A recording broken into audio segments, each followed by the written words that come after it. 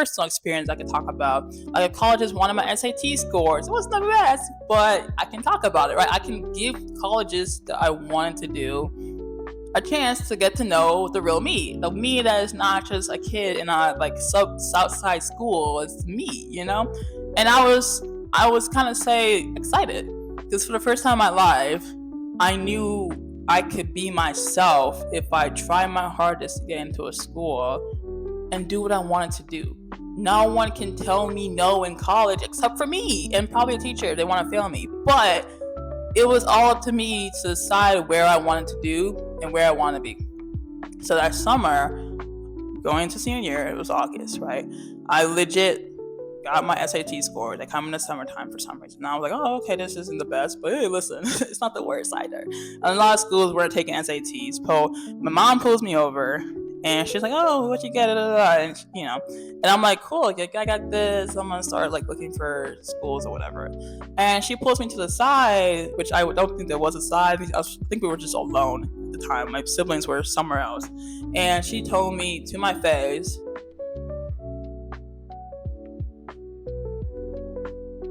smiling, which is anyway, she told me to my face, you're not going out of state.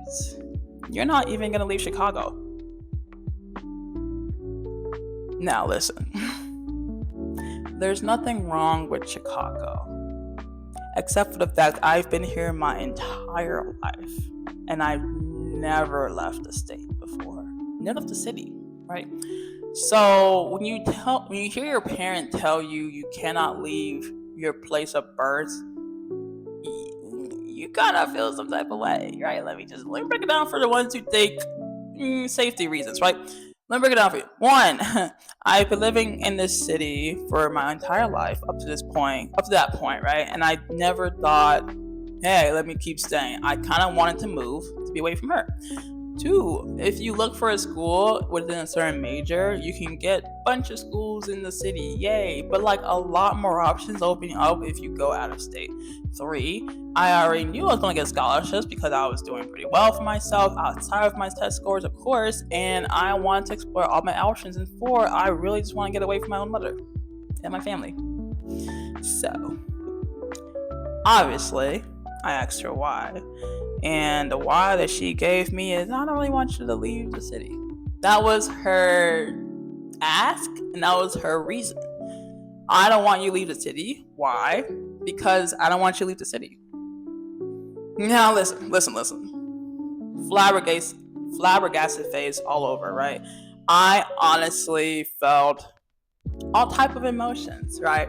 Even now, I'm I want to laugh so bad because goodness, I was going through it at the time, but I wanted to laugh because at the time, my mom wasn't helping me with anything school-wise, right? She wasn't helping me pick my classes. She wasn't helping me figure out homework. She wasn't helping me choose clubs. She didn't know I was in them. She wasn't helping me make decisions for anything. And not that I needed her help, nor did I want it. As I said before, she was a person who said no. So if I need anything from her, I was asking someone else, right? My first option was never truly her, but I didn't want it to be, right? I needed a support system. I had it at school. I was fine. But when the person who tells you no to everything tries to stop your college dreams, you kind of start to realize why I said I didn't want to be a woman near the beginning of this video, because it felt like I was being targeted for a specific reason. Because let me tell you this, my two older siblings went to school in Chicago. Now they had a choice to choose where they want to go. They chose city colleges because they really didn't care. I, on the other hand, wanted to explore my options a little bit more broadly. So obviously I wanted to explore cities, I wanted to explore states, I wanted to do whatever, not internationally because I didn't think about that, honestly. And I'm not sure what high schooler is doing that with no money. But I think part of the reason, if I had to make an excuse now, would be because she didn't want me to be out alone, right? Obviously, she knew me more than I knew myself, so she knew that was not a problem for me, and I did not care to be around them, but try not to freak out or crash out right now. But in her own way, she did want me to be safe. Let me continue the story, it gets worse. So, I'm applying to schools. I'm pissed. She just told me some bullshit. And never had help from her to apply for jobs. I'm not saying I needed her help. I'm not saying I was looking for it. But when someone tells you something so dumb as in do not go out of state, do not leave your city, don't even think about leaving his house. She didn't say that part, but it would have been weird if she did, right? Not really. You kind of expect them to like give a little bit of details about, how to apply to school, how to look for scholarships, how to really get into the right program if you're looking for a major. But no, she did not help me with anything. I just looked at her crazy and said, why are you telling me this? Why are you talking to me like this? I don't talk to you. So why are you saying this to me? Now, you can kind of see why. And it'll become a lot clearer for those who are still on the fence of whether or not my reaction was valid, or if I was just an immature 18-year-old who really didn't want my mom to try to like closet me, whatever, put me in a box, shelter me, do 20 million things, and think it's everything but being a woman. Anyway, I get to a school. Full ride scholarship. All thanks to me. All of it. I don't give no credit to her. I look for the schools. I give credit to my school. My high school did help me a lot. I needed some help. I needed some proofreading for some schools I never got into, never had an offer letter. UChicago, I'm looking at you. I'm still mad. But anyway, I'm not salty at all. I got to my school. Got full ride. Got into my major. And guess what? It was in the city. Literally an hour and a half away from my house. And guess what? I lived on campus for 4 years. More or less. I lived in an apartment too, but I lived basically nowhere near home. And when I got into the school, my mom was happy for me, because you can't really be sad when you're like, you kind of told your daughter to look for a school in the city without helping her. And you're like, oh, okay, great, she did it. We love that. And I'm like, oh, thanks. By the way, I'm going on campus and I'm living there. And she couldn't force me. I should preface this before I say this. She couldn't force me. But at the time, she did try to tell me to stay home. And I told her, I've done the work you asked me to. I'm going on campus. So I did. And for the next 4 years, I legit was on campus. And I've never been more free. And honestly, if this wasn't a Women's History Month video, I would go on a rant about what I was going through in college. Because I think my mental health, like that bubble of like being bottled up, burst in college. Because I feel like my senior year, being away from my family for the first time, has never been so free in my entire life. I felt like I never knew who I was as a person until I left. I thought I was a kid who only knew clubs and education and was a nerd and had no social life, barely any friends, because of the way I was and how I was not going to anyone's house. Even when they invited me several times and I always had to tell them no, I felt like a loner until I got to college. And then suddenly my life opened up and I was like, wait a minute. I can stay up at night. I can go wherever I want. I can leave the house. I can make friends. I can go to a party all on my own. And she doesn't even know. She doesn't even know. Right. But this is where the story kind of goes back to being kind of sad again. Right. Not too sad. More irking, but not too sad for anyone else. But around this time, I have a younger brother, right? He's like 3 years younger than me. He's a great kid. I love him. But at the time, he was, let's say, 18 years old, and I was a second year sophomore in college, right? And at this time, he was looking for his own schooling. And part of me still thought the reason why my mom said no to me going out of state was for safety reasons and because I would have been the first to do it, right? And obviously you don't want the first person to do it to be your daughter, so you kind of tell her to stay at home and whatever, because safety, right? It wasn't like we live in the safest place in the world, but, you probably would have thought, make my kids stay close to me, let them know that they're protected, know where they're at all times type deal. I can understand that if she did it with my brother as well. Now this is where it gets kind of fucked up. I'm not gonna lie to you. This is kind of a rant. I'm sorry for, but this is Women's History Month. It's about me, so thank you. But my brother, smart kid, great kid, I love that kid. He got into a really, really good school. Really good. Lovely school. The great thing is, for everyone but me, was that it was in California. And I was like, oh wow, you can't go, obviously. Mom is gonna tell you no because you can't go because I couldn't go. And I look at my mom because I'm at home, it's summer, whatever, and I'm like looking at her like waiting for her to tell my brother go look for a different school in the city, and she's looking at him all beaming and smiling. And it's like, oh my god, congratulations! I can't wait for you to go. And I'm just like, oh, that's crazy. And obviously, my emotions here are different than what it was back then. I was a lot more pissed, a lot less smiling, a lot more, I'm going back to school. I hope you don't ever call me. I don't know what you wanted from me. But anyway, it was hard to deal with the fact that my brother, younger brother, by 3 years, right, was going to a school out of state, going to a great school, amazing school, out of state. And my mom is just sitting there being like, oh, I'm happy for you. I'm so happy you got into school. You did amazing, sweetheart. When my reaction to me trying to go out of state, which I don't think I even told her when I was applying that I wanted to go out of state, but her first thought to me was, don't go out of state, stay in the city. Now, you can argue, if you want to be a little delulu with me, that in 3 years she changed her entire mind and she decided my brothers deserve a chance at freedom, or maybe my kids deserve a chance at freedom and he's the last to do it. Great. I love that argument for everyone but me, right? But at the time, it solidified that me being a woman was the reason why I felt held back in my high school years and part of my elementary school years, which is weird to say because I was a kid. But anyway, my high school years, really, and part of my college years, I feel like I kind of self-sabotaged myself.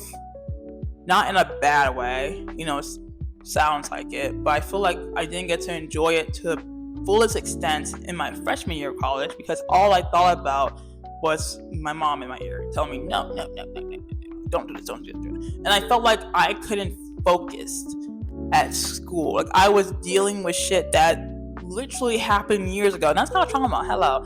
And literally happened years ago. And it was all coming out in college because my mental bubble burst. And no longer was I keeping it inside, but I wasn't telling anyone. I wasn't going to therapy. There was no therapist on my campus. Don't ask me why. I was telling my friends because I just met them. I'm not gonna chat with them. I'll tell myself. I talk to myself like a normal person, right? As many people do. Anyway, I talk to myself to help me dissect what I went through, what I was going through, what I will go through in case this happens again, right? I think my brother going to this amazing, lovely school as the amazing, lovely person he is was of no fault to him. I never put the pressure on him to be like, I can't believe you're going, I won't, I only ever showed love for the work he's done because I know he got himself there. I've ever showed disdain, distrust, no love for how my mom handled the situation between us two, because for the first time in years of me thinking there was another reason why she said no, there was no other reason why she said no. She really did, in her own way, kind of wanted me to be a boy. And I don't think this is her intentionally thinking that she wanted me as a boy, because my name is Miracle. That is my legal real name. And I'm named this because she wanted a girl. I'm literally named this because she wanted a girl. And she also told me she didn't want any more girls, which was a little weird. I don't know how you choose that, why you would want that, but she didn't want any more girls. So that is what it is. But when she said that, and how I went through things with her, it felt kind of disconnected. It felt like you said I wanted a girl at my birth, but then my whole life was down a trajectory of this girl cannot go outside. She must be Rapunzel without the switch that birth storyline. Just like more stuck in a tower, without the long flowy hair, of course. But I definitely felt restrained. If I have to keep things, not crazy. I definitely felt misguided. I think a lot of my feelings of being my gender stem from my mom, maybe with her parents because they're more cultured in their ways of being like, you're here for one reason, that's to be married and have kids and, be a housewife, whatever. But I guess in her own way, she was trying to push me out of that bubble her parents put her in and their parents put their in. But she wasn't doing a great job in that regard. She did her best. She did things in spite of her parents. I do believe that. But I also feel like am gaining part of myself that I never thought I grew into because of how restrained I was, because of how I felt like I had to push myself past the limit just to be seen, and then I was still overlooked no matter what. You know how people say women work twice as hard, or people of color twice as hard against other people to get looked at in the industry or something like that. I felt like I was doing that with my own mom. I feel like I wasn't no valedictorian, right? I wasn't the smartest kid in the school, but I was thinking I was doing pretty well for myself. I did the best I could with what I had, even when I was being stopped. I went to a good school. Wasn't the best, wasn't the worst, but it was a good school. Graduated with great grades. Hello, 3.0. Went to an amazing company. And yet I'm wondering what am I doing? Why am I still in this bubble, even though it burst my freshman year of college and I still went through dumb shit? Why did it feel like I am doing all this so that my mom can't see me? And she's not even looking my direction. She's walking away. And I think I only truly began to understand who I was during the pandemic. Here we go. During the pandemic was a stressful time for everyone, right? No easy way to put it. No one thought it would last as long as it did. No one wanted there to be a pandemic, especially me. Because my freedom of being alone, living in a dorm, was at its peak. Okay? And the pandemic for me happened my second semester of my freshman year. It's almost like someone had a joke out there to have me have a taste of freedom just for it to be ripped away and go back to my mother's home. But I had a different idea. For a year plus some months, I definitely don't think I stayed very long, but when I found out I would have to go back home, and I found out my life as I know it would be changed back into what I was put into before, I did something drastic. Kind of crazy. I joined the military for a single year. Yikes. It is nothing to look more into. I did it for a year. I quit after a year. I didn't even make it out of training. It is not to say it's because I thought I couldn't do it. I stayed for the year because I needed distance.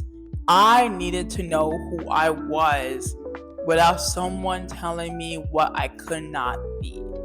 And you all seen the ads of what the Army says. So I joined with no stamina, barely a year into school. I joined the military for 1 year.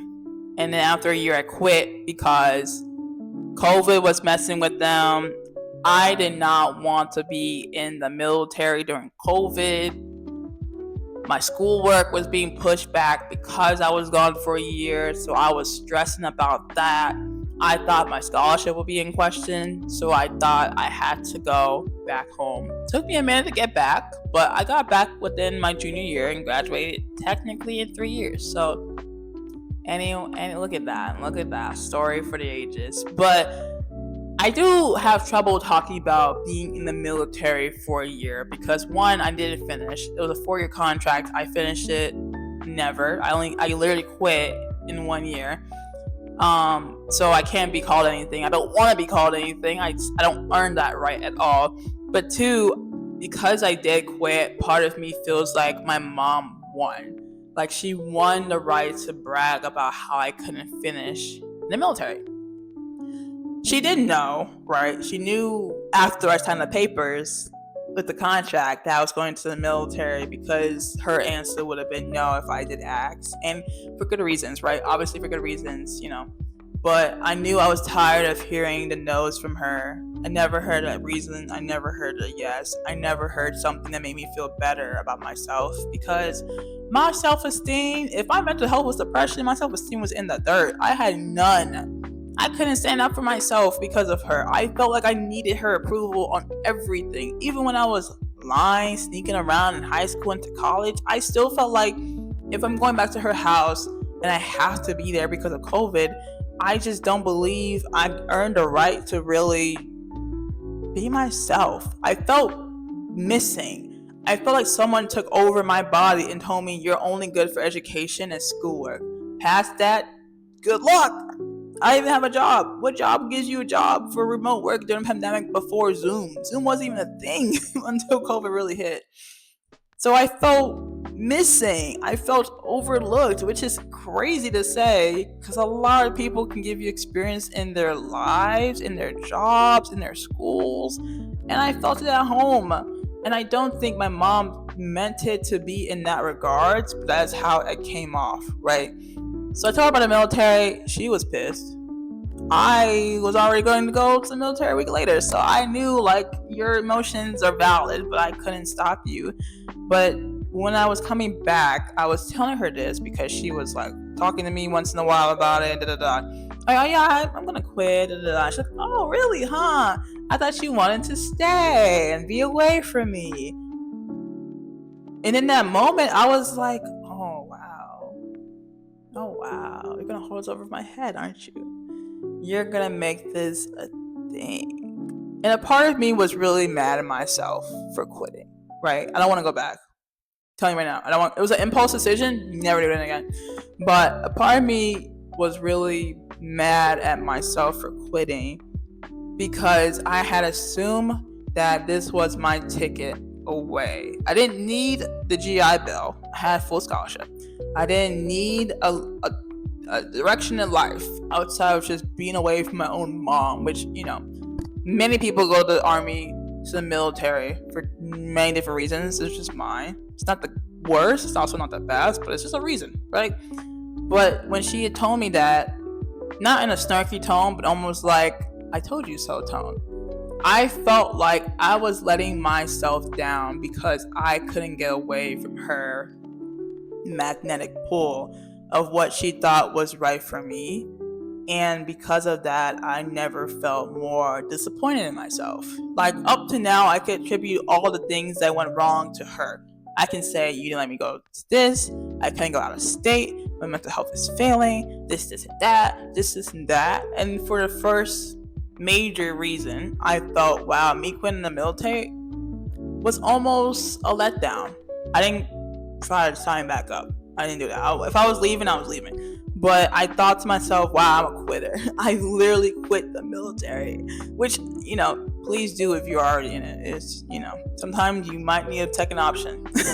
I'm not going to lie to you. But I do think me being in the military gave me a perspective of life, of what other people were going through, of what their decisions of joining the military and how they literally were willing to go through this for 4 years plus 4 more if they rejoined. Whether you're active or reserve or natural guard, it's literally all the same. You're not going to be at home unless you're reserved, then you're at home other than weekends.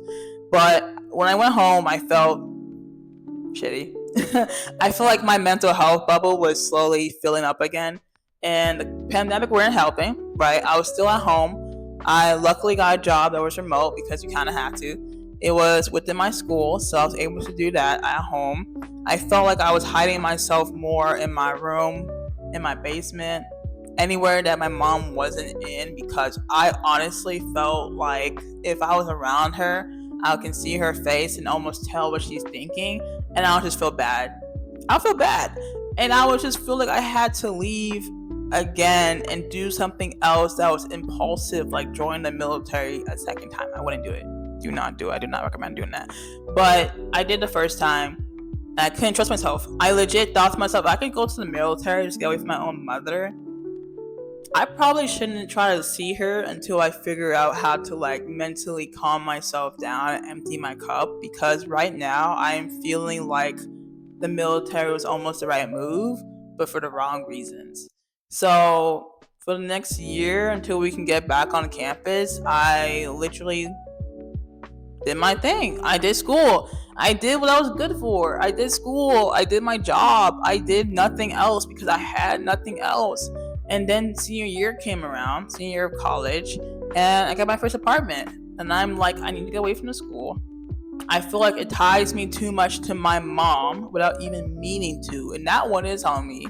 My own stress and anxiety and the pandemic literally fucked it up. So I went to my own apartment with 3 other people that I knew, and we lived there for a year, and we went to school and went back, and it was like 10 minutes of distance between each one, but it gave me more life. Again, it gave me a personality. I was a girl who had an apartment, who knew how to party, who knew how to throw them, who knew how to make friends, who knew how to socialize, who went out at night, who had 2 jobs, working full time at college. Like, I was a girl who did not say no to anything. If you wanted me out somewhere with you, I said yes, as long as it was safe. I said yes, anything. If you were a friend who was drunk and you needed me to be there, make sure you got home safe, yes. I do not care if it's 4 o'clock in the morning, I'll make sure you're home safe. But I just knew that the no's had stopped me for too long. And I honestly attributed no's for a long time to just being like, you can't do it because of who you are, because of what your gender is. And honestly, it was just gender. My mom is black. Like, what else could it be? So, like, I guess if you come to now, my life has been a lot better. Right, I have a YouTube channel. I have hobbies. I read. I go out. I go to a shelter to volunteer. I have friends. I go out still. I have a job. I have volunteering work within that job as well. So I do so much things because I don't know the values of no's anymore. And it's not like I am pressured to say yes because I only heard no's. I feel like I'm pressured to say yes because I know what a no would do to me. And I know a no for me means you just can't do it, girl. You just can't do it. You're not meant for this life, but someone else who's not your gender, do it. And obviously, if I have to say no to something because I really can't do it, it's going to be a no. But if you put me to do 2 engagements during the same day at work, and I'm going to the office back to back, having to do several hours or something, I'm going to say yes. Because at the end of the day, the challenge is for me, and I want to complete a challenge that doesn't make me feel like I've left the military again. I don't regret it though. I want something of mine that can't be stripped away, even if no one knows about it. If I know about it, or if I can remember it, or I wrote it down, I want that to be my story, right? I don't want to come out of this and say, my mom taught me from doing this. My mom taught me from doing this. I don't want to be the kid who used their mom as an excuse when they're old. Like, come on. I have a life now.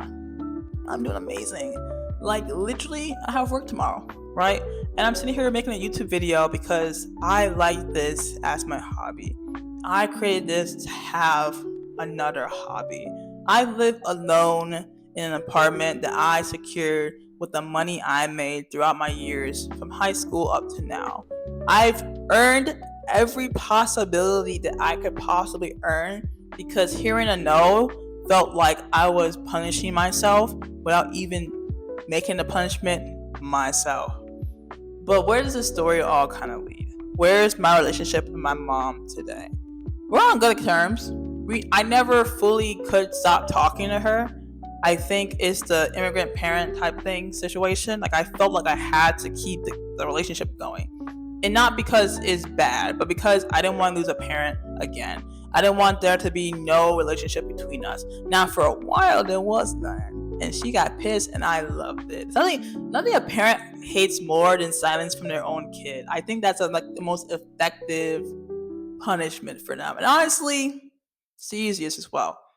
But I think even with all I said, with forgiveness, I didn't say that, but forgiveness, solidarity, understanding, empathy comes hand in hand when it goes into figuring out, as I said last video, more of her story, knowing what she's been through, understanding that life is very different for her, and knowing the contrast of what I went through versus what she went through is totally different, and I have it easy, yada yada yada, doesn't account what I went through and what I don't want to build as the next generation of being alive.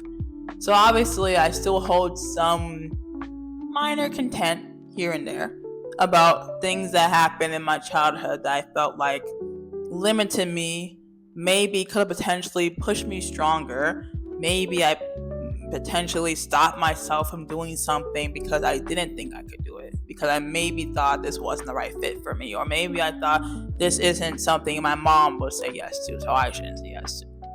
And part of me do blame her for that, even though I take a lot of the blame too. If I say no to something, that's on me. But when I was a kid and you had no choice, you kind of felt mad at your parent. But as you get older, you just feel bad. Not for the parent, but for yourself, because you always wonder what could be different if you just stood up for yourself as a child. I don't know. How does Batman even blame himself for the death of his parents? I don't understand. But I feel like in that same regard, I blame myself for not standing up to my own mother when I was a kid and just letting her like dictate my life.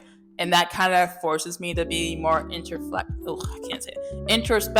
of what I'm going through, but also understand like this is not a story of guilt and sadness and depression and mental health problems and all that stuff. It's not a trauma story. This is my life, right? This is something I am building up so that if someone wants to be like, how did you get this way? Or your life looks easy, or this is that, you look so amazing, like da-da-da, whatever, right? I can tell them a story of like, this is not how it was. Like I had to push against the grain set with my own parent to even make myself see a girl, not a boy, but a girl in the mirror and say, you have the potential a lot of people wish they had. You have the resources a lot of people want to have in your shoes. You cannot let it disappear because of one person. Even if you're a parent, even if your siblings are agreeing with the parent because they don't care, they don't know, they don't want to know, you have the potential to look into this world and say, I want this. What are the steps to take it? And if you gotta go around someone's head to do it, hey, no one died, you know? So I think a lot of it is I'm just really, really happy for my younger self. I don't hold her in any weird demanding guilt or burden, or you could have done this differently. I wish I could have, but like at times my mom did. It's like, no, like whatever happened, right? I can't go back in time and get more mad at my mom. I can't go back in time and do more things behind her back. Because I did the best I could with what I had.